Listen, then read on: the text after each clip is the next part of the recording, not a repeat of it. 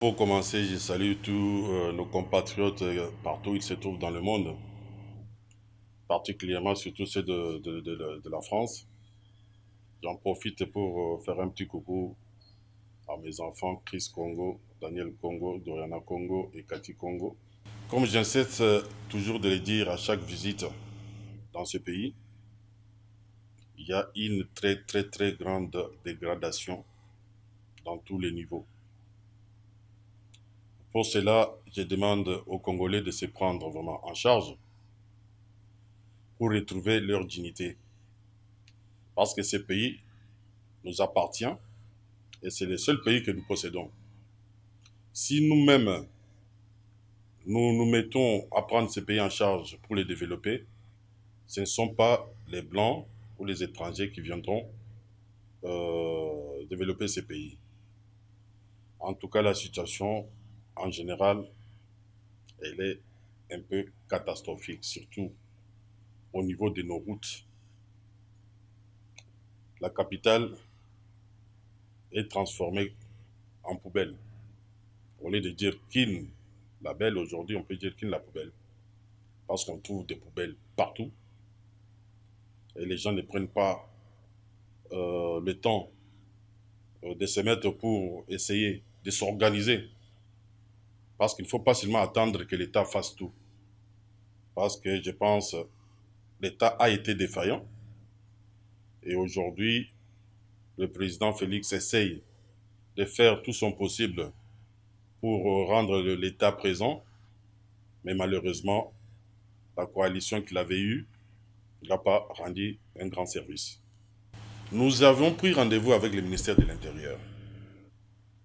C'était le lundi dernier. Le rendez-vous était pris pour midi. Nous nous sommes pointés à 11 heures. On nous a fait attendre jusqu'à 19 heures pour nous recevoir que pendant 2 minutes et nous promettre d'être reçus le jour suivant. Mais jusqu'à présent, nous attendons la convocation pour répondre, lui expliquer le pourquoi de ces projets. On ne sait plus comment faire pour le joindre. Malheureusement, à chaque fois, nous venons avec des projets, nous retournons avec des projets. Tout ce que nous demandons, c'est qu'on nous facilite un peu cette tâche. Nous avons des gens qui attendent, ne fût-ce que les invitations. Pour un Indien, ah oui, des terrains qui sont vendus, qui étaient achetés il a acheté quelques hectares. Si c'était pour faire une production agricole, on comprendrait. Mais aujourd'hui, ces mêmes terrains sont revendus par cet Indien aux Congolais. À quel prix? Le travail que devait être octroyé aux Congolais, aujourd'hui, ce sont les autres qui sont capables de ce travail, les Congolais. Le reste, bredouille. Il y a d'abord commencement d'une formation. Parce qu'on ne devient pas pompier du jour au lendemain. Il y a une formation qui va être donnée pour que les gens soient à mesure de comprendre les mécanismes d'intervention. En plus de cela, il y a du matériel. S'il n'y a pas du matériel pour intervenir, on se demande comment les pompiers pourront faire leur travail. Il y a du matériel, des camions qui permettent à ce que qu'on puisse éteindre le feu, hein. Il y a des escalators, il y a pas mal de matériel qui sera fourni pour que les pompiers congolais puissent arriver à même à faire son travail correctement. Et c'est là que la population se rendra compte effectivement que le pays est en train d'avancer. Celui-là concerne le ministre de l'Intérieur. Nous avions aussi un autre projet pour construire usine de peinture, dans des zones un peu enclavées. Pour cela, il y a aussi une formation pour préparer nos frères congolais à apprendre à travailler correctement dans les usines. À côté de cela, il y aura une école qui sera à côté de l'usine pour permettre aux enfants de travailler de cette usine, de fréquenter l'école. En même temps, un dispensaire où les soins médicaux pourront être attribués à ces gens et ceux qui se trouveront aux alentours de ces usines. Mais jusqu'à présent, nous y avions amené ces projets l'année dernière, nous sommes retournés encore avec ces projets. Juste pour l'invitation. Nous avons besoin des invitations pour que les investisseurs puissent venir investir dans notre pays. Le malheur du Congo, c'est le peuple congolais lui-même. Parce que le Congolais, une fois qu'il est en poste, il ne facilite plus la tâche à ses frères congolais, mais il privilégie beaucoup plus les étrangers. Et ça, je pense que tout le monde peut faire ce même constat. Personne ne pourra me contredire à ces propos. L'air frais que nous pouvons respirer dans ce pays, c'est le remplacement de la classe politique. Nous avons une classe politique pourrie, médiocre, corrompue. Et moi, je souhaiterais assez que qu'on renouvelle cette classe politique, qu'on remette des jeunes. Nous avons des jeunes qui ont des capacités d'évoluer. On nous parle toujours des professeurs d'université. Ce pays a été toujours dirigé par des professeurs d'université. Quel est le résultat aujourd'hui? Ruine totale à cause de la mauvaise foi et du fait de ne pas aimer ce pays qui est le Congo. Le grand problème, c'est d'abord la mentalité. Imaginez-vous, on vous donne rendez-vous à 11 heures, on vous reçoit à 19 heures pour 2 minutes et vous n'avez rien exposé. C'est la mentalité. Un Congolais, là, il voit rouge. Même si c'est blanc, lui, il ressent que c'est rouge. Il y a beaucoup à faire, surtout au niveau du civisme. Nous devons encore reprendre cette notion de civisme pour que le Congolais arrive à aimer son pays. Ce n'est pas quelqu'un d'autre qui aimera ce pays, c'est le Congolais qui doit d'abord aimer son pays. En tout cas, qu'on facilite la tâche à ceux qui amènent des projets. Hein. Qu'on ouvre même un bureau où ceux qui ont des projets puissent venir tranquillement déposer les projets dans tous les domaines et avoir des réponses assez rapidement pour obtenir des invitations à ce que ces gens-là viennent.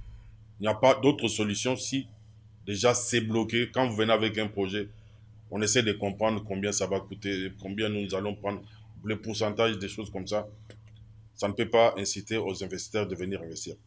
Moi, je demanderais surtout au président de la République, chef de l'État, avant la fin de son mandat ici, qu'il pense au moins à créer une musée nationale au Congo, où tous les minéraux du Congo soient exposés.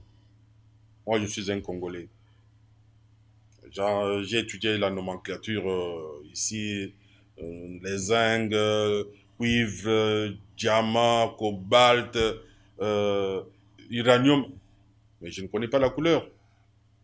J'aimerais qu'une musée soit installée, créée en République démocratique du Congo, où tous ces minéraux seront exposés afin que nos élèves, que le Congolais puissent aller visiter cette musée pour connaître les matières, les ressources naturelles pour permettre aux Congolais de connaître leurs richesses.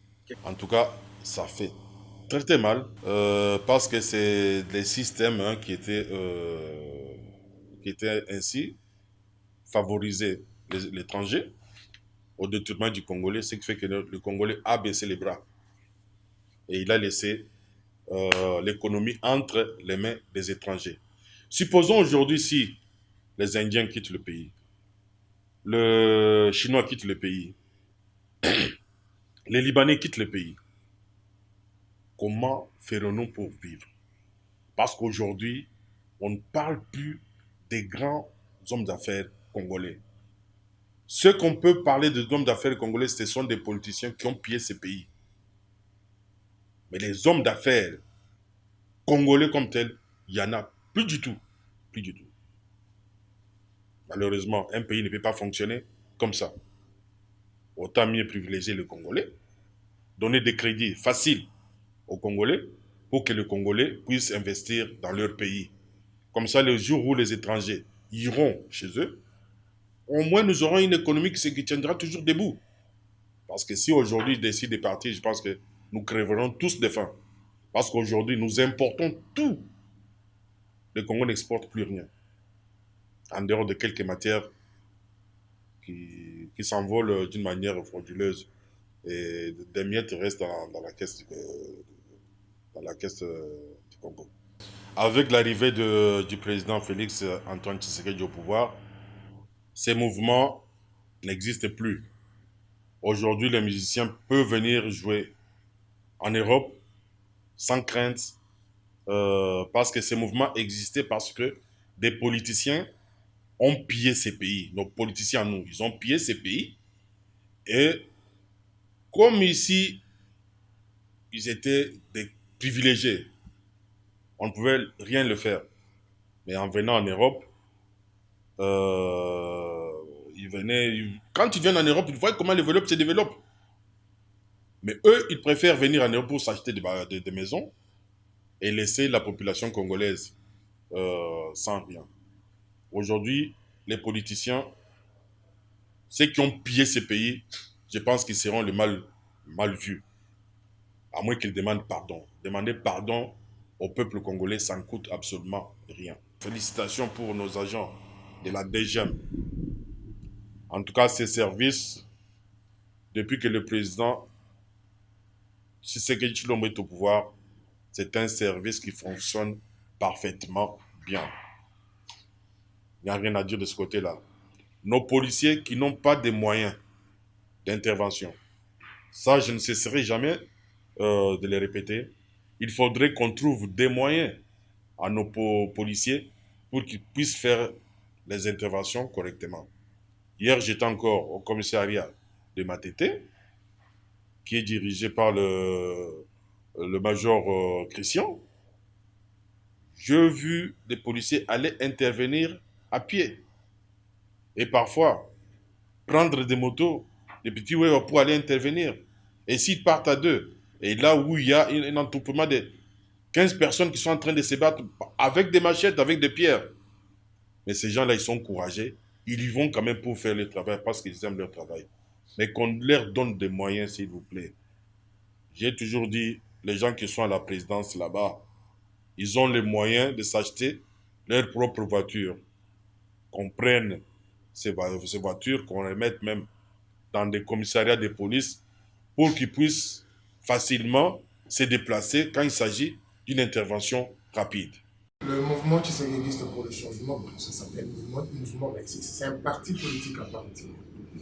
C'est un parti né de la volonté des Tshisekidistes, volonté qui voulait ou qui veut pérenniser la vision de Félix Tshisekedi. Une vision basée sur le développement humain, le développement de l'homme, donc l'investissement dans l'homme pour atteindre un état développemental proactif. Donc c'est cette vision que nous, mouvement Tshisekedi pour le changement, nous tendons à pérenniser, la rendre matérielle et exacte. J'ai bien énoncé dans mon introduction que dans le mouvement Tshisekedi pour le changement, nous voulons pérenniser cette vision qu'on appelle communément le peuple d'abord. Mais dans ce peuple d'abord, nous visons d'abord le développement de l'homme en lieu et place de la progression économique d'abord. La progression humaine en lieu et place de la progression économique. C'est ainsi que nous allons mettre en place des politiques qui vont faciliter cette progression humaine.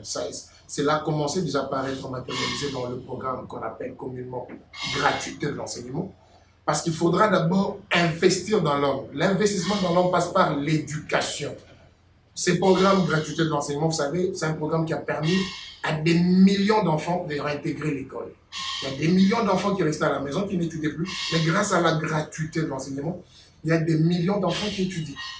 D'abord, donc on passe par ça. En dehors de cela, il y a ce qu'on appelle la couverture sanitaire pour tous. Donc, en résumé, on peut classer ça parmi les objectifs du millénaire pour le développement. Bien que c'est l'époque pour laquelle les objectifs devaient être déjà passés, mais ces objectifs doivent être gardés afin qu'on puisse les atteindre et amener tout le monde à s'autosatisfaire. Donc, on a la gratuité d'enseignement, on a la couverture sanitaire, on a l'accès pour tous à l'eau, à l'assainissement, à l'eau pour tous. Donc, il y a toute une diversité des pistes que nous offrons dans ces cas. Pour parler de l'existence du MTC, je vous dis que le MTC a commencé à exister depuis 2014. Le MTC a existé depuis 2014.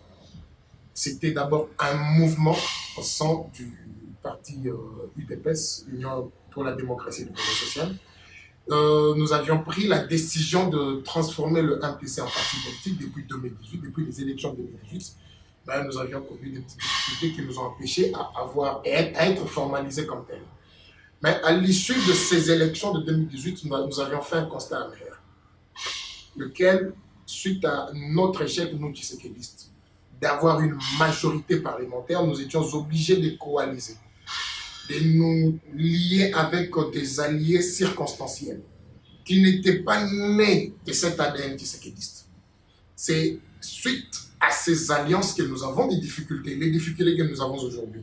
Mais si nous, qui sommes nés de cet ADN tshisekidiste, nous étions majoritaires, nous n'aurions pas connu ces difficultés. C'est-à-dire que nous, MTC, nous sommes décidés de nous transformer en parti politique pour pouvoir apporter une pierre à l'édifice, parce que nous faisons la projection en 2023.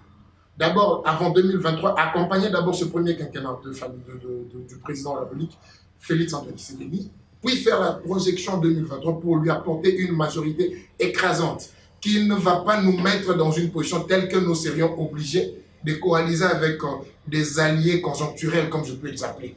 Nous avons besoin des alliés structurels, qui sont nés vraiment de l'ADN tshisekidiste. Aucune économie dans ce monde n'est épargnée actuellement par cette crise sanitaire, provoquée par le virus, la maladie à virus qu'on appelle coronavirus. Aucune économie dans le monde n'est épargnée. Ce qui crée aussi une instabilité partout. Ce que nous devons faire, c'est qu'en dehors de cette instabilité créée par la maladie à virus ou coronavirus, nous puissions, nous Congolais, éveiller cette conscience, parce que nous avons autant de priorités. Bien sûr, le coronavirus nous a fait comprendre que tous nous sommes égaux. Parce que nous avons vu les Américains mourir, nous avons vu les Français mourir, nous avons vu plusieurs économies être affectées. Aucune instabilité n'apporte le développement. Nous devons stabiliser notre pays. Nous devons stabiliser notre économie. Nous devons stabiliser nos politiques. Donc il faudrait qu'il y ait une stabilité, parce que la paix apporte la stabilité. Et la stabilité amène la confiance. C'est ainsi que nous allons promouvoir notre propre économie. Ouais, pour être membre du MTC, il faut être congolais.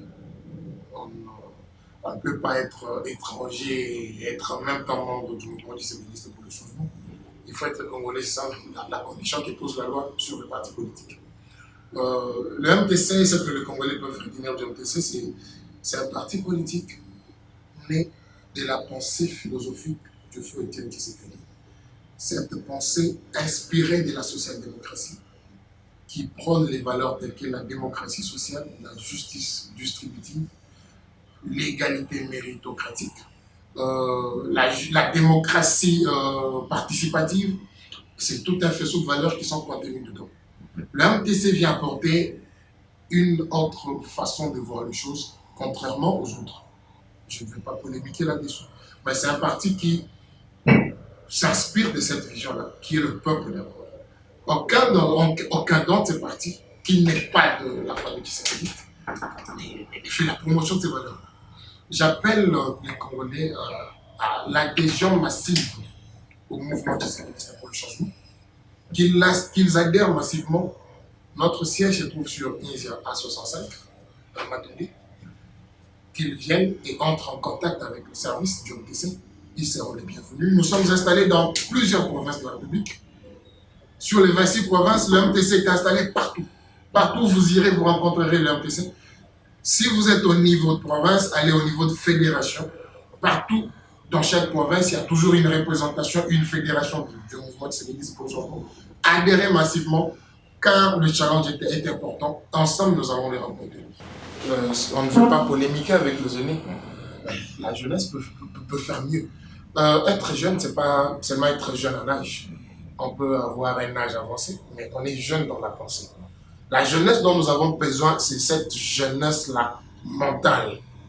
Vous pouvez trouver un jeune en âge, mais plus vieux dans sa pensée. Il est tellement trop archaïque. Nous avons besoin d'une jeunesse dans la mentalité qui apporte des idées novatrices pour développer ensemble cette nation, bâtir ensemble ces Congo meilleurs. Le siège du parti, c'est sur Inzia A65, à Matoundi. C'est ça le siège national du parti.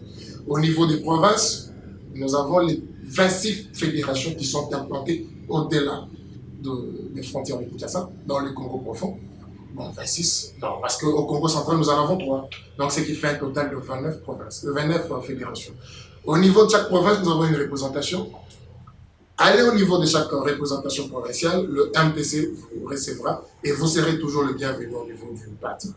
Les contacts personnels, vous pouvez contacter le secrétariat général du parti au 082 969 8868 plus 243 969 8868.